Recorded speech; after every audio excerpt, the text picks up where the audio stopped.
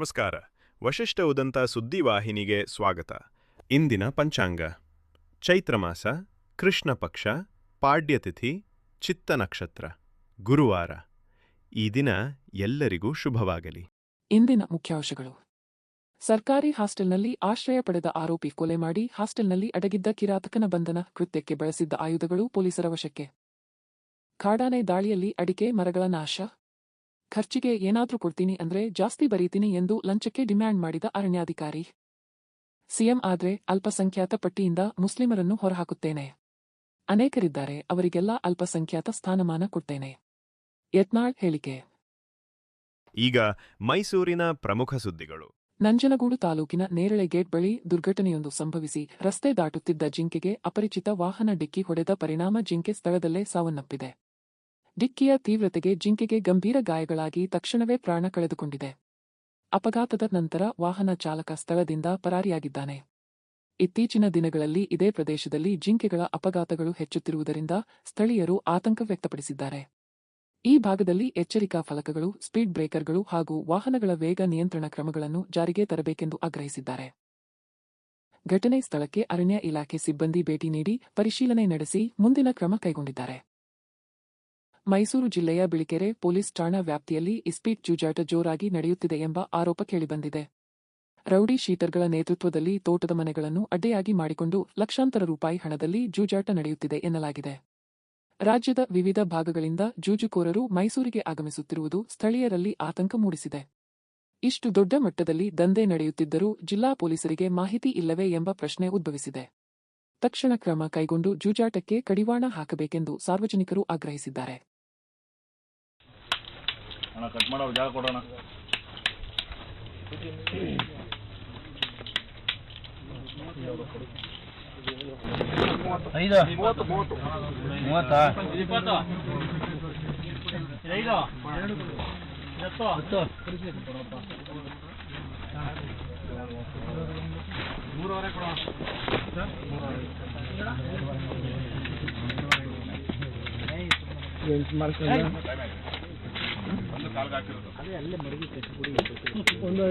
ಬಂದ್ರೋಣ ಭಾನುವಾರ ಬೇಗ ಆಯ್ತು ಆಟ. ಬೇರೆ ಅಕ್ಕಪಕ್ಕದ ಹೇಳಪ್ಪ.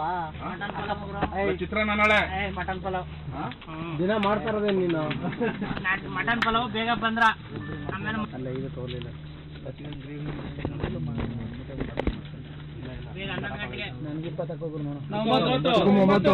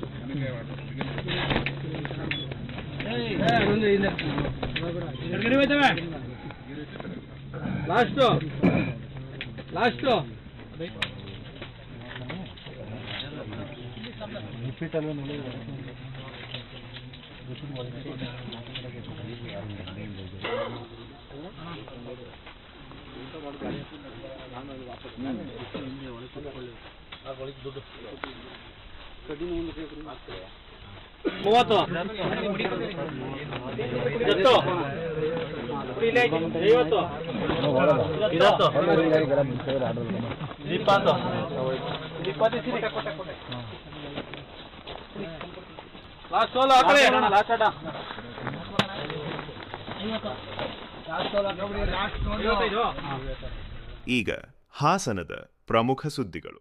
ಹಾಸನದಲ್ಲಿ ನಡೆದ ಭೀಕರ ಕೊಲೆ ಪ್ರಕರಣಕ್ಕೆ ಸಂಬಂಧಿಸಿದಂತೆ ಪೊಲೀಸರು ಪ್ರಮುಖ ಆರೋಪಿಯನ್ನು ಬಂಧಿಸಿದ್ದಾರೆ. ಮಾರ್ಚ್ 12ರಂದು ವರುಣ್ ಎಂಬ ಯುವಕನ ಕೊಲೆಯಲ್ಲಿ ಭಾಗಿಯಾಗಿದ್ದ ಪೃಥ್ವಿಕ್ ಎಂಬಾತ ಕೊಲೆ ನಂತರ ಸರ್ಕಾರಿ ಎಸ್ಸಿ/ಎಸ್ಟಿ ಹಾಸ್ಟೆಲ್ನಲ್ಲಿ ಆಶ್ರಯ ಪಡೆದಿದ್ದ ಎಂಬ ಸಂಗತಿ ಬೆಚ್ಚಿಬೀಳಿಸಿದೆ. ಹಾಸನ ಬಡಾವಣೆ ಹಾಗೂ ದುದ್ದ ಪೊಲೀಸ್ ಠಾಣಾ ವ್ಯಾಪ್ತಿಯಲ್ಲಿ ಘಟನೆ ನಡೆದಿದ್ದು, ಆಕಾಶವಾಣಿ ಹಿಂಭಾಗದ ಹಾಸ್ಟೆಲ್ನಲ್ಲಿ ತಂಗಿದ್ದ ಆರೋಪಿಯನ್ನು ಪೊಲೀಸರು ಬಂಧಿಸಿ ಕೃತ್ಯಕ್ಕೆ ಬಳಸಿದ ಆಯುಧಗಳನ್ನು ವಶಪಡಿಸಿಕೊಂಡಿದ್ದಾರೆ. ಈ ಪ್ರಕರಣದಲ್ಲಿ ಸುಮಾರು 20 ವರ್ಷದೊಳಗಿನ 8 ಯುವಕರು ಭಾಗಿಯಾಗಿದ್ದರೆಂದು ತಿಳಿದುಬಂದಿದೆ. ಸರ್ಕಾರಿ ಹಾಸ್ಟೆಲ್ಗಳು ಅಕ್ರಮ ಚಟುವಟಿಕೆಗಳ ಕೇಂದ್ರವಾಗುತ್ತಿವೆಯೇ ಎಂಬ ಪ್ರಶ್ನೆ ಸಾರ್ವಜನಿಕರಲ್ಲಿ ಮೂಡಿದ್ದು, ಕಟ್ಟುನಿಟ್ಟಿನ ಮೇಲ್ವಿಚಾರಣೆ ಅಗತ್ಯವೆಂದು ಒತ್ತಾಯ ಕೇಳಿಬಂದಿದೆ. ಬೇಡ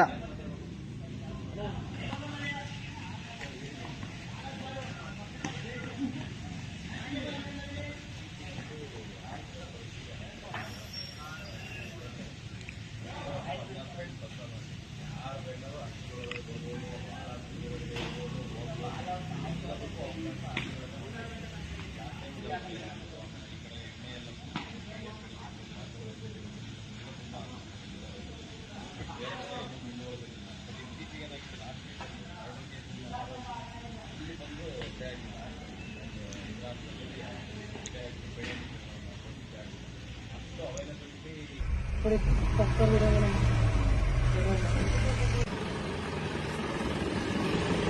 ಹುಡುಗಿದವ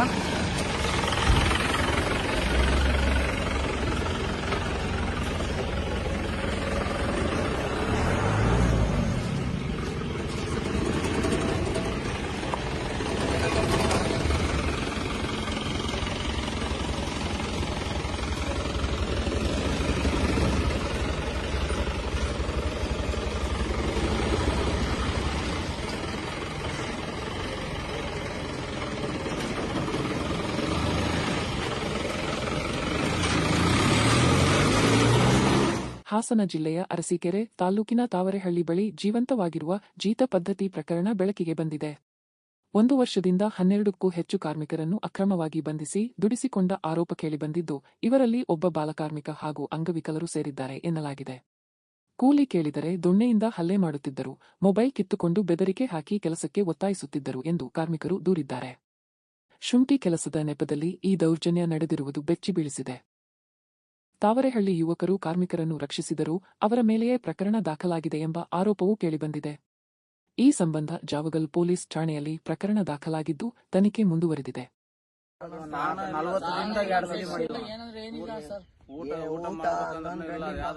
ನೀರಿಂದ ಹಾಕ್ತಾರೆ. ಇಷ್ಟೊತ್ತಲ್ಲ 11 ಗಂಟೆ ಆದ್ರೂ ಊಟ ಇಲ್ಲ. ಅದೇ ಅನ್ನ ತಿನ್ಬೇಕು. ಈಗ ಒಂದೇ ದಪ್ಪ ಮಾಡಿರ್ತಾರೆ. ರಾತ್ರಿನೂ ಅದೇ ತಿನ್ಬೇಕು, ಮಧ್ಯಾಹ್ನನೂ ಅದೇನೆ. 3 ಟೈಮ್ಗೆ ಅದೇ ಅನ್ನ ತಿನ್ಬೇಕು. ಏನಂದ್ರೆ ಏನೇನ್ ಕೇಳಿದ್ರನ್ನ ನಿಮ್ಮ ಇಲ್ಲೇನು ಅಷ್ಟೇ ಇರೋದು, ತಿನ್ಬೇಕು ಅಷ್ಟೇ ಅಂತಾರೆ ಅಷ್ಟೇ. ಅದನ್ನ ಬಿಸಿ ಮಾಡಿರ್ತಾರೆ. ನಾನು ಬಂದು 2 ತಿಂಗಳಾಯ್ತು. ಊರಿಗೆ ಹೋಗ್ತೀನಿ ಅಂದ್ರೆ ಊರಿಗೆ ಬಿಡ್ತಾ ಇಲ್ಲ. ಅಡಿಕೆ ಕೆಲಸ ಅಂದು ಇಲ್ಲಿ ಕರ್ಕೊಂಬಂದ್ರು. ಇಲ್ಲಿ ಸೊಂಟೆ ಕೆಲಸಕ್ಕೆ ಹಚ್ಚಾರೆ. 2 ತಿಂಗಳಾಯ್ತು, ಊರಿಗೆ ಹೋಗಿಲ್ಲ.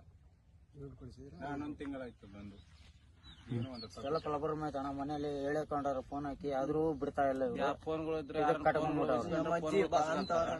ಫೋನ್ಗಳು ಕಸ್ಕಂತಾರ. ಫೋನ್ ಮಾಡಕ್ ಯಾರು ಫೋನ್ ಮಾತಾಡಕ್ಕೂ ಏನೋ ಫೋನ್ ಮಾಡಕ್ ಹೋದ್ರ ಯಾರಿಗ್ ಮಾಡ್ತೀವಿ ಅಂತ ಫೋನ್ ಕಸ್ಕೊಂಡು ಹೊಡಿತಾರೆ. ಫೋನ್ ಕಟ್ಟಂಗ್ ಹೊಡಿತಾರೆ, ನಮಗೂ ಹೊಡಿತಾರೆ. ಜಬ್ಲಿ ತಂದ್ಕೊಟ್ಟಿದ್ರಣ, ಅದು ಇಟ್ಕೊಂಡ್ಬಿಟ್ಟವ್ರಣ. ಎಲ್ಲ ಕಿತ್ಕೊಂಡವ್ರಣ. ಏನಿಲ್ಲ ನೋಡೋಣ. ಇಲ್ಲಿ ನೋಡಿಲ್ಲ ಹೆಂಗಾಗಿ ಓದ್ಬೇಕು. ರಾತ್ರಿ ಬೆಳಿಗ್ಗೆ 6 ಗಂಟೆಗೆ ಬರ್ಬೇಕು. ರಾತ್ರಿ 7 ಗಂಟೆ ಎಲ್ಲ 7:30 ಗಂಟೆ ಹೋಗ್ಬೇಕು, ಮಕ್ಕೋಬೇಕು ಅಷ್ಟೇ. ಮತ್ತೆ ಉಣ್ಬೇಕು. ಮತ್ತೆ ಮುಂಜಾನೆ 6 ಗಂಟೆಗೆ ಎದ್ದು ಬರ್ಬೇಕು. 5:15ಗೆ ಎಲ್ಲಕ್ ಹೋದ್ರು ಪುಣ್ಯ ಬರುತ್ತೆ ಸರ್. ಇವಾಗ ಹೋದ್ರೆ ಎಷ್ಟೆಷ್ಟು ತಿಂಗಳು ನಿಮಗೆಲ್ಲ ಕೂಲಿಗಳು ಬರ್ಬೇಕು? 3 ತಿಂಗಳು ಬರ್ಬೇಕು ಸರ್. ನಿಂದು 11 ತಿಂಗಳು. ನಿಂದೆಷ್ಟು ತಿಂಗಳಿಂದ ಬರ್ಬೇಕು? ತೆರಕಿತ್ತಮ್ಮಯ್ಯನ ಫೈನ್. ನಂದು 3 ತಿಂಗಳು ಸರ್. 3.5 ತಿಂಗಳು ನಂದು 1 ತಿಂಗಳು ಸರ್. ನಂದು 2 ತಿಂಗಳು. ನಮ್ದು ಅಷ್ಟೇ. ಎಷ್ಟೆಷ್ಟು ಮಾತಾಡ್ಕೊಂಡಿದ್ರಿ ಎಲ್ಲ ದುಡ್ಡು? 800 ರೂಪಾಯಿ ಸರ್. 500 ರೂಪಾಯಿ ಸರ್. ನಮ್ಗೆ 800 ರೂಪಾಯಿ. ನಮ್ಗೆ 600 ರೂಪಾಯಿ ಹೇಳ ಸರ್. ದಿನ ಕರ್ಕೊಂಬಂದಿ 600 ರೂಪಾಯಿ ದಿನ. ಹಂಗ ಒಂದು ನಮ್ಮನ್ನೊಂದ ಮಾಡ್ಬಿಡಿ ಸರ್. ದಯವಿಟ್ಟು ಇದಾಗುತ್ತೆ ಸರ್. ಬೇಕಾದ್ರೆ ರೊಕ್ಕಂದ ನಮ್ಗೆ ಬರಂಗ್ ಮಾಡಿಬಿಡಿ ಸರ್. ನಮ್ದು ಚಿಂತಾಮಣಿ ಚಿಕ್ಕಬಳ್ಳಾಪುರ ಜಿಲ್ಲೆ ಚಿಂತಾಮಣಿ. ನಿನಗೆ ಎಷ್ಟು ವಯಸ್ಸು? ನಿನಗೆ 18 ಆಗೈತೆ. 18 ತುಂಬಿತಾ? 18 ತುಂಬಿಲ್ವಾ? ತುಂಬಿಲ್ಲ. 18 ತುಂಬಿಲ್ವಾ ಇನ್ನು? ಹಂಗಾರೆ ನೀನು ಬಾಲಕಾರ್ಮಿಕರ. ಕಾಸ್ಟ್ ಕೊಡ ಅಂದ್ರೆ ಕಾಸ್ಟ್ ಕೊಡಲ್ಲ. ಎಷ್ಟು ಯಾರ್ಯಾರ್ದು ಮೊಬೈಲ್ ಕಿತ್ತಿಟ್ಕೊಂಡಿದ್ದಾರೆ? ನಿಮ್ದೊಂದು ಮೊಬೈಲ್ ಕಿತ್ತಿಟ್ಕೊಂಡಾರೆ. ಹೌದಾ? ಆಮೇಲೆ ಈ ಹುಡುಗಂದು ಒಂದ್ ಮೊಬೈಲ್ ಕಿತ್ತಿಟ್ಕೊಂಡಾರೆ. ಇನ್ನ ಬೇರೆ ಏನಾರು ಕಿತ್ತಿಟ್ಕೊಂಡಾರ? ನಂದು 350 ರೂಪಾಯಿ ಕಿತ್ಕೊಂಡಾರ. ದುಡ್ಡು 350. ಅವರೇ ನಿಮ್ ದುಡ್ಡನ್ನ ಅವರೇ ಕಿತ್ಕೊಂಡಾರೆ. ಹೌದಾ? ಊಟ ಎಲ್ಲ ಕೊಡ್ತಾರ? ಊಟ ಕೊಟ್ರು ಈಗ ಊಟದ 3 ಹೊತ್ತು ಒಂದ್ ಟೈಮ್ ಮಾಡಿದ್ರೆ 3 ಹೊತ್ತು ಊಟ ಮಾಡ್ಬೇಕು ನಾವು. 1 ಟೈಮ್ ಮಾಡಿ 1 ಟೈಮ್ ಬೇಯಿಸ್ತಾರೆ. ಅದನ್ನೇ ನೀವು ಬೆಳಿಗ್ಗೆ ಮಧ್ಯಾಹ್ನ ಸಂಜೆ ಅದೇ ಊಟನೇ 3 ಟೈಮ್ ಮಾಡ್ಬೇಕು. ಮಲ್ಕೊಳ್ಳೋದು ಎಲ್ಲ ನೀವು ಹೊಲದಲ್ಲೇ ಇಂಥ ಜಮೀನಲ್ಲೇ ಮಲ್ಕೊಳ್ಳೋದು. ನಿಮಗೆ ಶೆಡ್ಡು ಮನೆಗಿನ ಶೆಡ್ಡು ಏನು ಇಲ್ಲ. ಹಾ 3 ದಿನದಿಂದ ಇಲ್ಲ. ಹಾಸನ ಜಿಲ್ಲೆಯ ಬೇಲೂರಿನಲ್ಲಿ ನಡೆದ ರಥೋತ್ಸವದ ವೇಳೆ ಸಾರ್ವಜನಿಕರ ಮೇಲೆ ಪೊಲೀಸರ ಲಾಠಿ ಪ್ರಹಾರ ನಡೆದಿರುವ ಆರೋಪ ಕೇಳಿಬಂದಿದೆ. ಭಕ್ತರು ಮತ್ತು ಸ್ಥಳೀಯರ ಮೇಲೆ ಅನಗತ್ಯವಾಗಿ ಬಲಪ್ರಯೋಗ ಮಾಡಲಾಗಿದೆ ಎಂಬ ದೂರುಗಳು ಹೆಚ್ಚಿದ ಹಿನ್ನೆಲೆಯಲ್ಲಿ ಸ್ಥಳೀಯ ಶಾಸಕ ಎಕೆ ಸುರೇಶ್ ಸ್ಥಳಕ್ಕೆ ಭೇಟಿ ನೀಡಿ ಪೊಲೀಸ್ ಅಧಿಕಾರಿಗಳನ್ನು ತರಾಟೆಗೆ ತೆಗೆದುಕೊಂಡರು. ಸಾರ್ವಜನಿಕರನ್ನು ಗೌರವದಿಂದ ನಡೆಸಿಕೊಳ್ಳಬೇಕು, ಭಕ್ತರ ಮೇಲಿನ ದರ್ಪ ಸಹಿಸಲಾಗುವುದಿಲ್ಲ ಎಂದು ಅವರು ಕಿಡಿಕಾರಿದರು. ಜನರ ಮೇಲೆ ಹಲ್ಲೆ ಮಾಡುವುದು ಸರಿಯಲ್ಲ. ಇಲ್ಲಿ ಭಕ್ತರೇ ಮುಖ್ಯರು. ಅವರ ವಿರುದ್ಧವಾಗಿ ನಡೆದುಕೊಂಡರೆ ಪರಿಸ್ಥಿತಿ ಗಂಭೀರವಾಗಬಹುದು ಎಂದು ಎಚ್ಚರಿಕೆ ನೀಡಿದರು. ಘಟನೆಯ ಬಗ್ಗೆ ಪರಿಶೀಲನೆ ನಡೆಸಿ ಸೂಕ್ತ ಕ್ರಮ ಕೈಗೊಳ್ಳಬೇಕೆಂದು ಸಾರ್ವಜನಿಕರು ಆಗ್ರಹಿಸಿದ್ದಾರೆ. 24 ಗಂಟೆ ಓಡಾಡ್ತಾರ. ನಾನು ಬೇರೆ ತರ ಕೊಡ್ಬೇಕಾದ ಸ್ಟೇಟ್ಮೆಂಟ್ ನ ಎಚ್ಚರಿಕೆಯಿಂದ ಕೆಲಸ ಮಾಡಿ. ರೇವಣ್ಣ, ಪಬ್ಲಿಕ್ ಗಳನ್ನೆಲ್ಲ ಹಿಡ್ಕೊಂಡು ಹೊಡೆಯೋದು ಇದನ್ನೆಲ್ಲ ಮಾಡಕ್ ಹೋಗ್ತೀರಾ ನೀವು? ಈಗ ಕರ್ಕೊಂಡು ಹೋಗ್ತೀನಿ ನಿಮ್ಮನ್ನ. ನಮ್ಮ ಎಸಿನೂ ಬರ್ತಾರೆ ಈಗ ಅಲ್ಲಿಗೆ, ಬನ್ನಿ. ಅಲ್ಲಿ ನೆನ್ನೆ ಆಗಿರೋ ಘಟನೆ ತೋರಿಸ್ತೀನಿ. ನಾನು ನೀವೆಷ್ಟು ಗೌರವದಿಂದ ಇರ್ತೀರ ಅಷ್ಟು ಗೌರವದಿಂದ ಮಾತ್ರ ನಿಮಗೆ ಸಹಕಾರ ಸಿಗುತ್ತೆ. ಒಂದು ಚೂರು ಏರುಪೇರು ಸಮಾಜದಲ್ಲಿ ಸುಪ್ರೀಂ ಯಾರು? ಭಕ್ತರು. ಇಲ್ಲಿ ಲೋಕಲ್ ಅವರೇ ಸುಪ್ರೀಂ. ಅವ್ರು ತದ್ದು ವಿರುದ್ಧವಾಗಿ ನಡೆದ್ರೆ ಬೇರೆ ತರ ಕೊಡ್ಬೇಕಾಗುತ್ತೆ. ನಿಮ್ DC ಎಲ್ಲ ನಿಮ್ಗೆ ಯಾರು ಬಂದ್ರು ಇಲ್ಲೇನು ನಡೆಯಲ್ಲ, ಪಟಾಕಿ ಗೊತ್ತಿರಲಿ. ಸರ್, ಸ್ಥಳೀಯರಿಗೆ ಬೈಕ್ ಬರಕ್ಕೆ ಅವಕಾಶ ಮಾಡಿಕೊಡಿ ಸರ್. ಎಚ್ಚರಿಕೆಯಿಂದ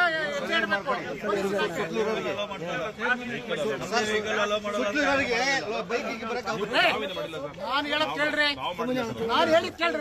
ನಾನು ಇರೋದು ನೀವು ಹೇಳೋದ ಕೆಲಸನ. ಈಗ ಚಿಕ್ಕಮಗಳೂರಿನ ಪ್ರಮುಖ ಸುದ್ದಿಗಳು. ಚಿಕ್ಕಮಗಳೂರು ಜಿಲ್ಲೆಯ ಕಣತಿ ಗ್ರಾಮದಲ್ಲಿ ಅರಣ್ಯ ಇಲಾಖೆಯ DRFO ಆಗಿರುವ ಅಧಿಕಾರಿ ಲಂಚಕ್ಕೆ ಬೇಡಿಕೆ ಇಟ್ಟಿರುವ ಘಟನೆ ಕೇಳಿಬಂದಿದೆ. ಕಾಡಾನೆ ದಾಳಿಯಿಂದ 65 ಅಡಿಕೆ ಮರ ಕಳೆದುಕೊಂಡ ರೈತನಿಗೆ ಪರಿಹಾರಕ್ಕಾಗಿ ಸರ್ಕಾರಕ್ಕೆ ವರದಿ ಬರೆಯುವ ಸಂದರ್ಭದಲ್ಲಿ ಖರ್ಚಿಗೆ ಏನಾದ್ರೂ ಕೊಡ್ತೀರಾ ಅಂದ್ರೆ ಜಾಸ್ತಿ ಬರೀತೀನಿ, ಇಲ್ಲ 65 ಅಡಿಕೆ ಅಂತಲೇ ಬರೀತೀನಿ ಎಂದು ಅಧಿಕಾರಿ ವೀರಭದ್ರ ನಾಯಕ್ ನೇರವಾಗಿ ಲಂಚ ಕೇಳಿದರೆಂದು ಆರೋಪಿಸಲಾಗಿದೆ. ಕೆಲ ಸಮಯ ಕಾದು ಯಾವುದೇ ಪ್ರತಿಕ್ರಿಯೆ ಸಿಗದ ಹಿನ್ನೆಲೆ 65 ಮರಗಳಷ್ಟೇ ನಷ್ಟವಾಗಿದೆ ಎಂದು ವರದಿ ಬರೆದಿದ್ದಾರೆ ಎನ್ನಲಾಗಿದೆ. ಘಟನೆ ಬಹಿರಂಗವಾಗುತ್ತಿದ್ದಂತೆ ಸಾರ್ವಜನಿಕರಲ್ಲಿ ಆಕ್ರೋಶ ವ್ಯಕ್ತವಾಗಿದ್ದು, ಸಂಬಂಧಿತ ಅಧಿಕಾರಿಯ ವಿರುದ್ಧ ಕ್ರಮ ಕೈಗೊಳ್ಳುವಂತೆ ಆಗ್ರಹಿಸಲಾಗಿದೆ. ಅಲ್ಲ, ಈಗ 65 ಗಿಡ ಸಿಕ್ಕಿರೋದು ಅಲ್ವಾ? ಈಗ ನೀವು ನಿಮ್ಗೆ ಏನು ಖರ್ಚಿಗೆ ಏನಾದ್ರು ಕೊಡ್ತೀನಂದ್ರೆ ಬರಿತೀನಿ ನಾನು. ಏನು ಕೊಡಲ್ಲ ಅಂತಂದ್ರೆ ಈಗ ಕೊಡ್ತೀನಂದ್ರೆ ಅದೆಲ್ಲ ಆಗಲ್ಲ. 65 ಮಾಡ್ಬಿಡ್ತೀನಿ ನಾನು. ಈಗ ಕೊಡ್ತೀನಂದ್ರೆ ಬರಿತೀನಿ ನಾನು ಅಷ್ಟೇ. ಒಟ್ಟು 65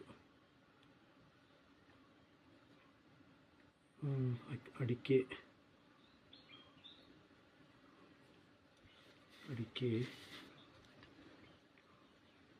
ಗಿಡಗಳು. ಚಿಕ್ಕಮಗಳೂರು ಜಿಲ್ಲೆಯ ಮೂಡಿಗೆರೆ ತಾಲೂಕಿನ ಗಬ್ಗಲ್ ಗ್ರಾಮದ ವಿದ್ಯಾರ್ಥಿ ಗಗನ್ ತನ್ನ ದೃಢ ಸಂಕಲ್ಪದಿಂದ ಗಮನ ಸೆಳೆದಿದ್ದಾನೆ. ತೀವ್ರ ಹೊಟ್ಟೆನೋವಿನಿಂದ ಬಳಲುತ್ತಿದ್ದರೂ ಚಿಕಿತ್ಸೆ ಪಡೆದು ಕೈಗೆ ಡ್ರಿಪ್ ಹಾಕಿಸಿಕೊಂಡೇ SSLC ಪರೀಕ್ಷೆಗೆ ಹಾಜರಾದ ಆತ ಇಂದು ನಡೆದ ಸಮಾಜ ವಿಜ್ಞಾನ ವಿಷಯದ ಪರೀಕ್ಷೆಯನ್ನು ಯಶಸ್ವಿಯಾಗಿ ಬರೆದಿದ್ದಾನೆ. ಬಣಕಲ್ ಪ್ರೌಢಶಾಲೆಯ ವಿದ್ಯಾರ್ಥಿಯಾದ ಗಗನ್ ನೋವಿನ ನಡುವೆಯೂ ಶಿಕ್ಷಣದ ಮೇಲಿನ ತನ್ನ ಬದ್ಧತೆಯನ್ನು ತೋರಿಸಿ ಇತರ ವಿದ್ಯಾರ್ಥಿಗಳಿಗೆ ಪ್ರೇರಣೆಯಾಗಿದ್ದಾನೆ. ಗಗನ್ನ ಈ ಮನೋಬಲ ಮತ್ತು ಶ್ರಮಕ್ಕೆ ಶಿಕ್ಷಕರು, ಸಾರ್ವಜನಿಕರು ಮೆಚ್ಚುಗೆ ವ್ಯಕ್ತಪಡಿಸಿದ್ದಾರೆ. ಈಗ ರಾಜ್ಯ ಮತ್ತು ರಾಷ್ಟ್ರೀಯ ಸುದ್ದಿಗಳು. ಕಾಂಗ್ರೆಸ್ ಸರ್ಕಾರದ ಗ್ಯಾರಂಟಿ ಯೋಜನೆಗಳನ್ನು ನಿಲ್ಲಿಸಿದರೆ ಜನರ ಆಕ್ರೋಶ ಎದುರಿಸಬೇಕಾಗುತ್ತದೆ ಎಂದು ಛಲವಾದಿ ನಾರಾಯಣಸ್ವಾಮಿ ಎಚ್ಚರಿಕೆ ನೀಡಿದ್ದಾರೆ. ದಾವಣಗೆರೆಯಲ್ಲಿ ಈಗಾಗಲೇ ಜನರು ಚಪ್ಪಲಿ ಪೊರಕೆ ತೋರಿಸಿ ಅಸಮಾಧಾನ ವ್ಯಕ್ತಪಡಿಸಿದ್ದಾರೆ ಎಂದು ಅವರು ಪರೋಕ್ಷವಾಗಿ ಪ್ರದೀಪ್ ಈಶ್ವರ್ ಹೆಸರು ಹೇಳದೆ ಕಾಂಗ್ರೆಸ್ ವಿರುದ್ಧ ಕಿಡಿಕಾರಿದರು. ಮುಂದುವರೆದು ಸಮರ್ಥ್ ಸಿದ್ದರಾಮಯ್ಯ ಅವರ ಅಭ್ಯರ್ಥಿ ಅಲ್ಲ ಎಂದು ಹೇಳಲಾಗುತ್ತಿದ್ದು, ಸೋಲಿನ ಬಗ್ಗೆ ತಮಗೆ ಸಂಬಂಧ ಇಲ್ಲವೆಂದು ಅಭಿಪ್ರಾಯ ವ್ಯಕ್ತವಾಗಿದೆ. ಬಾಗಲಕೋಟೆಯಲ್ಲೂ ಉಮೇಶ್ ಮೇಟಿ DK ಶಿವಕುಮಾರ್ ಅವರ ಅಭ್ಯರ್ಥಿ ಅಲ್ಲ ಎಂಬ ಹೇಳಿಕೆ ನಡೆಯುತ್ತಿದೆ ಎಂಬ ಸುದ್ದಿ ರಾಜಕೀಯ ಚರ್ಚೆಗೆ ಕಾರಣವಾಗಿದೆ. ಒಟ್ಟಿನಲ್ಲಿ ಕಾಂಗ್ರೆಸ್ ಒಳಜಗಳದಿಂದಲೇ ಅವರೇ ಬಿಜೆಪಿಯನ್ನು 2 ಕ್ಷೇತ್ರಗಳಲ್ಲಿ ಗೆಲ್ಲಿಸುತ್ತಾರೆ ಎಂಬ ವಿಶ್ವಾಸ ವ್ಯಕ್ತಪಡಿಸಿದರು. ಏನಾದ್ರೂ ನೀವು ಗ್ಯಾರಂಟಿ ನಿಲ್ಸಿದ್ದಾದ್ರೆ ಬಡಿಗೆ ತಗೋಬರ್ತಾರೆ ಜನ. ಈಗಾಗಲೇ ದಾವಣಗೆರೆಯಲ್ಲಿ ಏನೇನು ತೋರಿಸಿದ್ದಾರೆ, ಪರ್ಕೆ ತೋರಿಸಿದ್ದಾರೆ, ಚಪ್ಪಲಿ ತೋರಿಸಿದ್ದಾರೆ, ಬಡಿಗೆನೂ ತೋರಿಸ್ತಾರೆ. ಕಾಂಗ್ರೆಸ್ನ ಕತೆ ನೋಡಿ ಎಂತ ಇಕ್ಕಟ್ಟಿಗೆ ಸಿಕ್ಕಾಕೊಂಡಿದೆ. ಇನ್ನೂ ಜನ ಏನೇನು ತೋರಿಸ್ತಾರೋ ನನಗಂತೂ ಗೊತ್ತಿಲ್ಲಪ್ಪ. ಶಾಮನೂರ್ ಅವರ ಮೊಮ್ಮಗ ಸಿದ್ದರಾಮಯ್ಯನವ್ರ ಕ್ಯಾಂಡಿಡೇಟ್ ಅಲ್ವಂತೆ, ಆದ್ರಿಂದ ಸೋತ್ರ ನನಗೇನು ಅಂತ. DK ಶಿವಕುಮಾರ್ ಅವ್ರಿಗೆ ಅಲ್ಲಿ ಬಾಗಲಕೋಟೆ ಉಮೇಶ್ ಅವರು ನನ್ನ ಕ್ಯಾಂಡಿಡೇಟ್ ಅಲ್ಲ, ಅವ್ರು ಸೋತ್ರ ನನಗೇನಾಗಬೇಕು ಅಂತ. ಈ ರೀತಿ ಕಾಂಗ್ರೆಸ್ನವರೇ ಸೇರಿ ಬಿಜೆಪಿಯನ್ನು 2 ಕಡೆಯಲ್ಲಿ ಗೆಲ್ಲಿಸ್ತಾರೆ ಅಂತಕ್ಕಂಥದ್ದು ನನ್ನ ಅನಿಸಿಕೆ. ಶಾಸಕ ಬಸನಗೌಡ ಪಾಟೀಲ್ ಯತ್ನಾಳ್ ಮತ್ತೊಮ್ಮೆ ವಿವಾದಾತ್ಮಕ ಹೇಳಿಕೆ ನೀಡಿ ರಾಜಕೀಯ ಚರ್ಚೆಗೆ ಕಾರಣರಾಗಿದ್ದಾರೆ. ನಾನು ನಾಟಕ ಮಾಡುತ್ತಿದ್ದರೆ ಯಡಿಯೂರಪ್ಪ ಹಾಗೂ ಅವರ ಮಕ್ಕಳ ಕಾಲಿಗೆ ಬೀಳುತ್ತಿದ್ದೆ. ಅಪ್ಪಾಜಿ ನೀವೇ ನಮ್ಮ ತಂದೆ ತಾಯಿ ಎಂದು ಹೇಳ್ತಿದ್ದೆ ಎಂದಾದರೂ ಹೇಳಿದ್ದೇನಾ ಎಂದು ಪ್ರಶ್ನಿಸಿದ್ದಾರೆ. ನಾನು ಯಾವುದೇ ಕಾರಣಕ್ಕೂ ಬಿಜೆಪಿಗೆ ಸೇರಿಸಿಕೊಳ್ಳಿ ಎಂದು ಕೇಳಿಲ್ಲ, ಅವರು ಸ್ವತಃ ಆಹ್ವಾನಿಸುತ್ತಾರೆ ಎಂದು ಹೇಳಿದ್ದಾರೆ.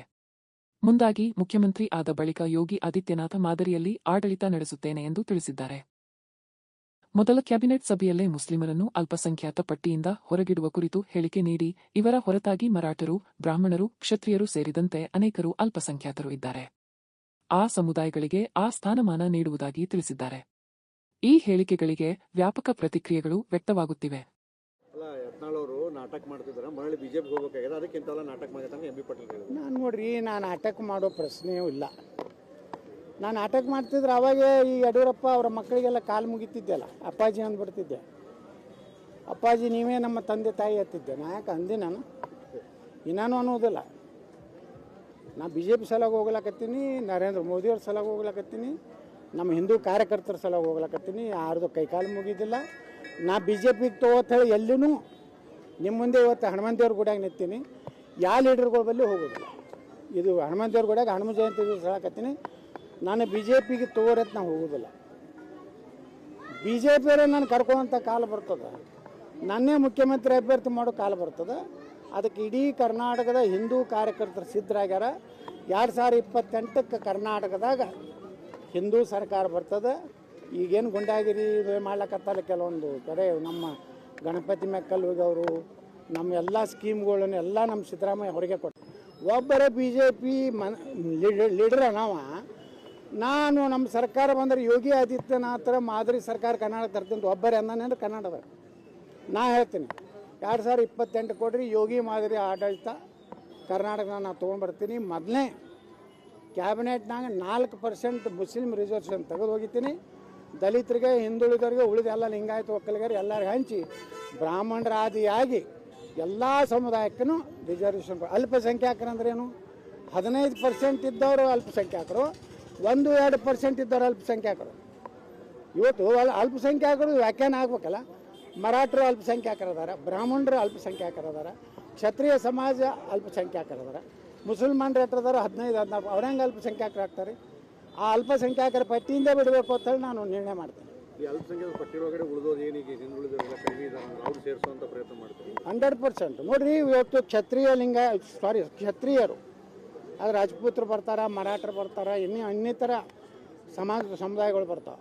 ಅಲ್ಲಿ ಬ್ರಾಹ್ಮಣರು ಕರ್ನಾಟಕದಾಗ ಎಟ್ಟದಾರಿ 2% ಅದಾರ. ಅವ್ರು ಅಲ್ಪಸಂಖ್ಯಾತರು. ಏನು 15%ನವ್ರು ಅಲ್ಪಸಂಖ್ಯಾತರು.